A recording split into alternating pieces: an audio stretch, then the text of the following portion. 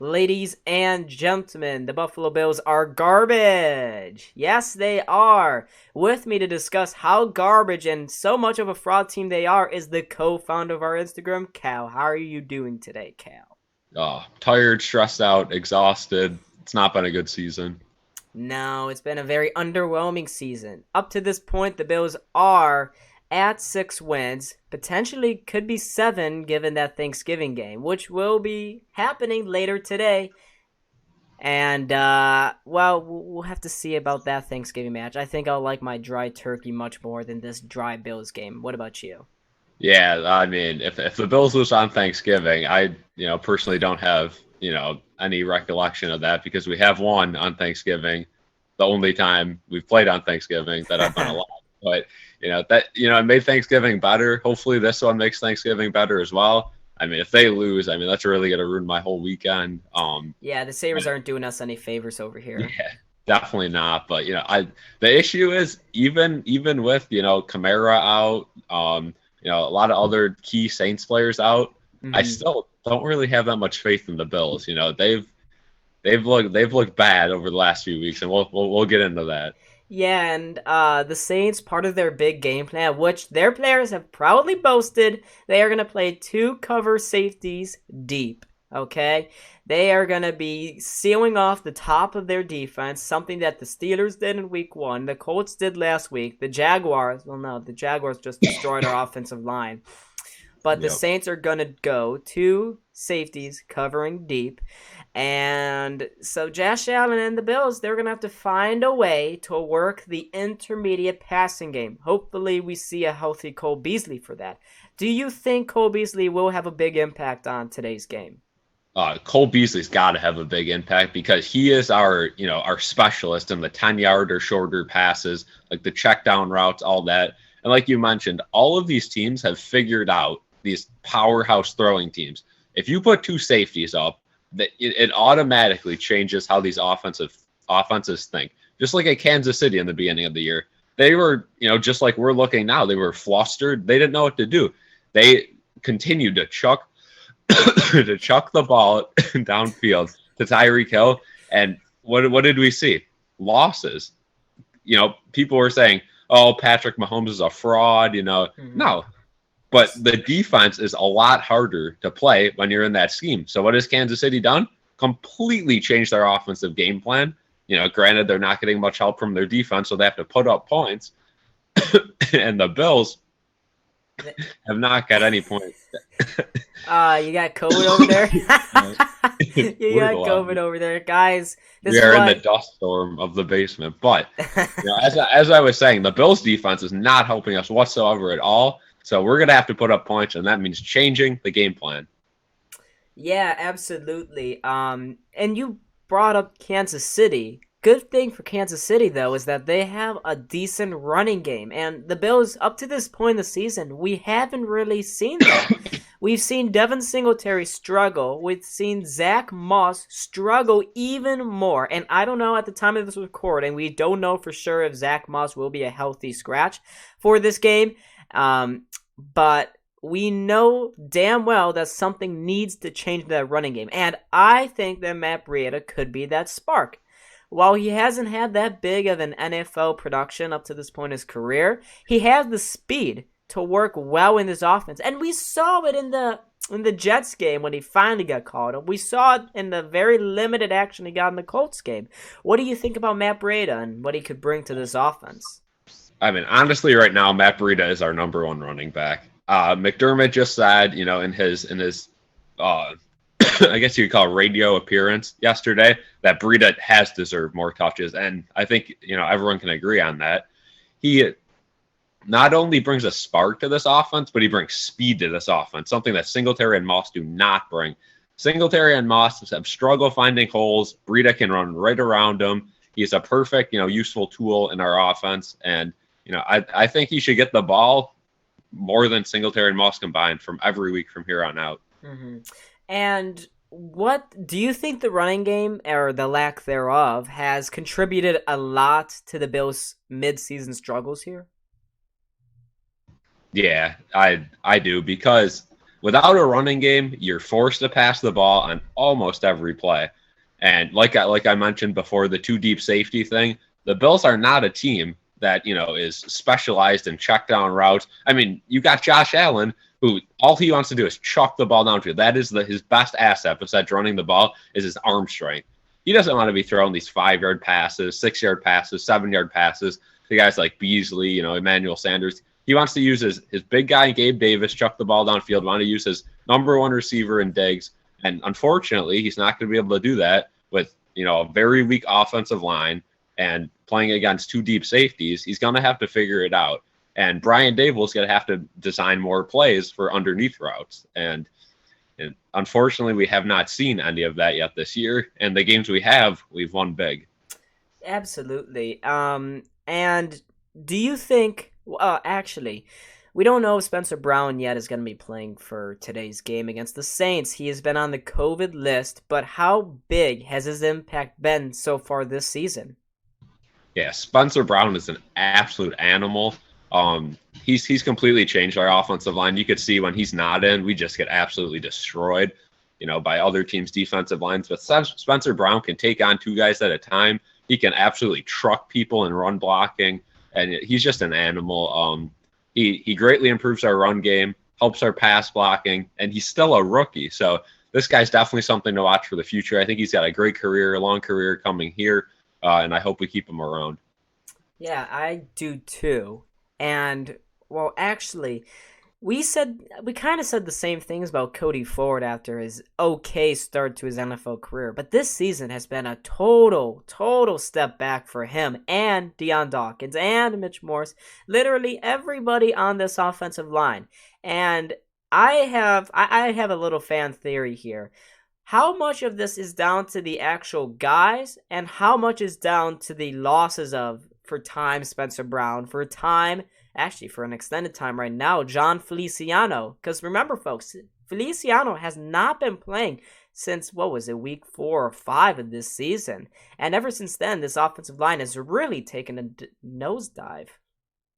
Yeah, I mean, you got to think of it in that way, too, because these guys are like, brothers, the offensive line, I was an offensive lineman back in the day. Like, I know how it feels, you go out with your group of guys and you guys will do anything for those group of guys. And you get on the O-line, say a given week and one of your guys is missing and you got a new guy there. Of course you want to play for them, but when you got your original guys in there, that starting core, it really pushes everyone to, work together, protect your QB, do anything, pick up a block for another guy so they don't look bad.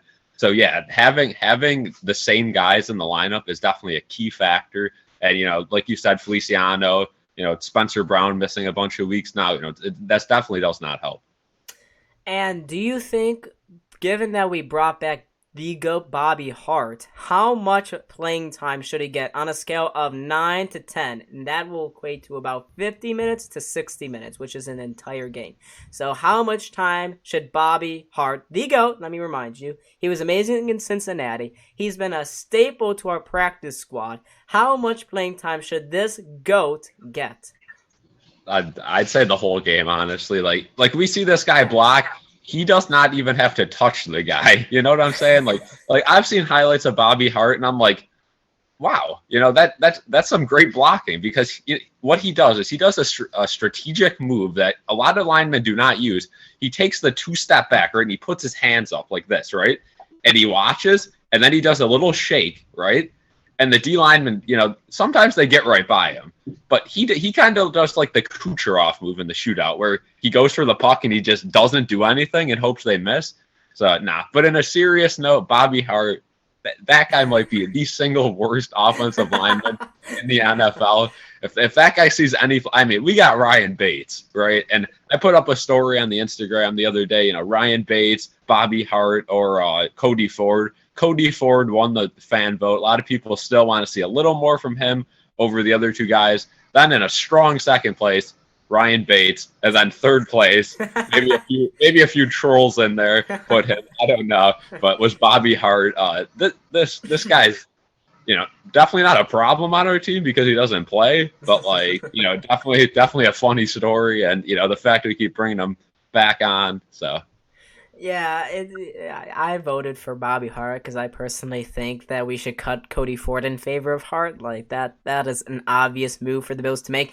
But let's get back on track, move away from our Bobby Hart fandom and more towards why we haven't seen so much of Emmanuel Sanders this season. We already touched a little bit on Cole Beasley and a little bit on Diggs. Diggs, of course, and Gabe Davis. Both are being taken off by those high safeties who are just sitting all the way back.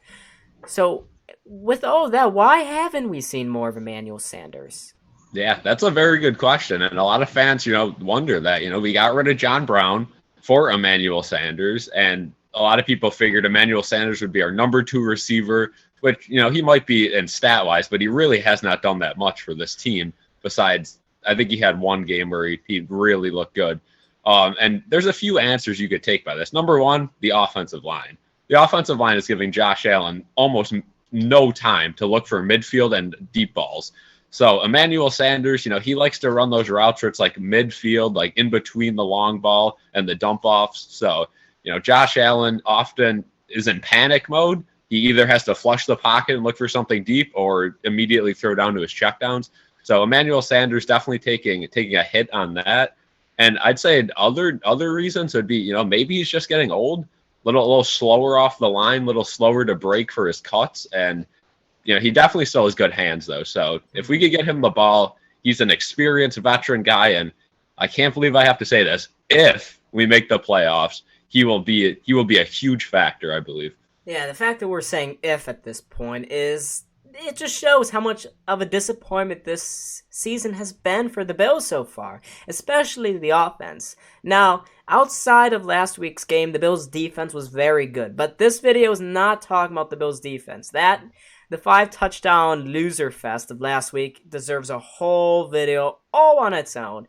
We will get to that eventually, but it's been the Bills' offense that has been very underwhelming, very underperforming. We haven't seen much of a run game. And I will say, to summarize this video, we can see what's going on. When the offensive line gives the quarterback no help, the quarterback has no time to make those long developing, long ball throws that we used to see like every single play last season. When that doesn't happen, then he immediately has to look for the checkdowns. But with this incredibly crazy pressure that we're seeing some defenses throw at Josh Allen, he doesn't even have that. Sometimes he has to scramble out of the pocket, do a Mahomes, and step all the way back, like 15 yards back, and try to heave one and force one down the field because he has literally no time, no running game to support, no running backs blocking whatsoever, no offensive line blocking whatsoever, and of course the wide receivers,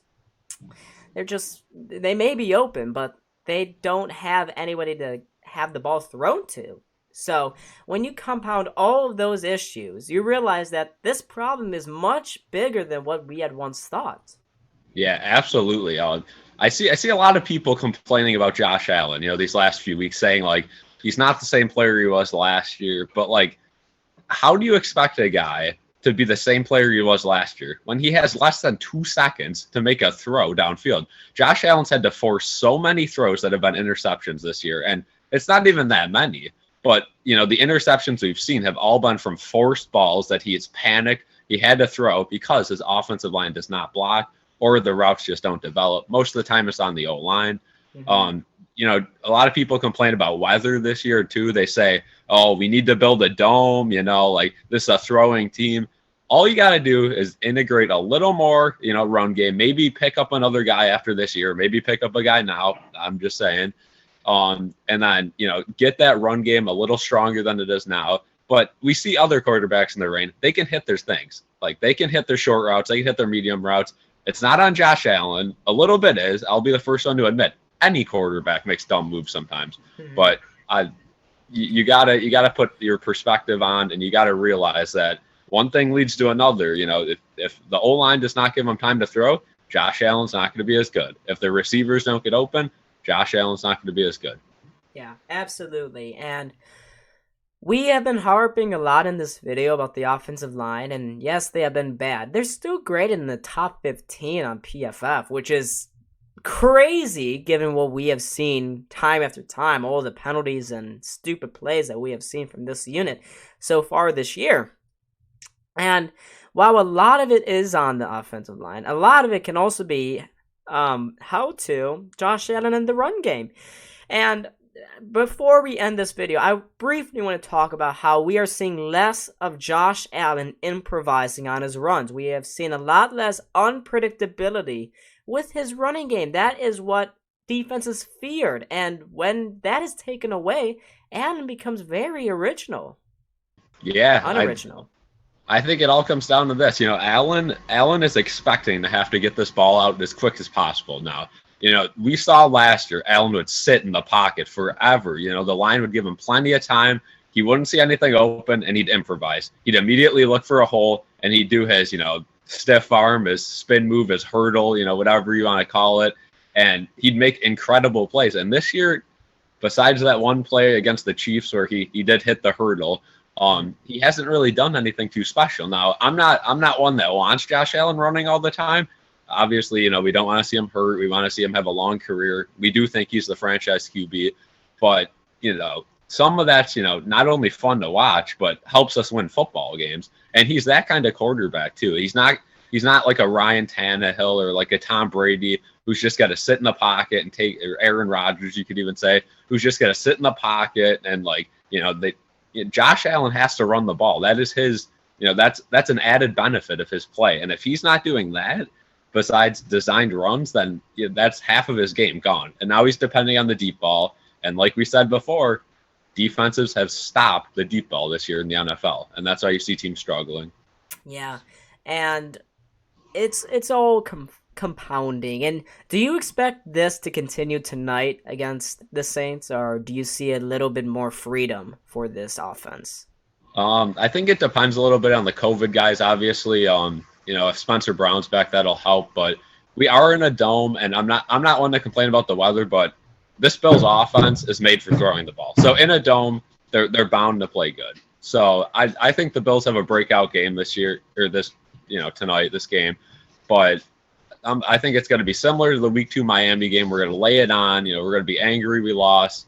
This McDermott era team has not lost back-to-back since the Chiefs-Tennessee matchups last season. So, we're not used to seeing that. It's happened once in, 2 to 3 years. So, I'm sensing a win tonight.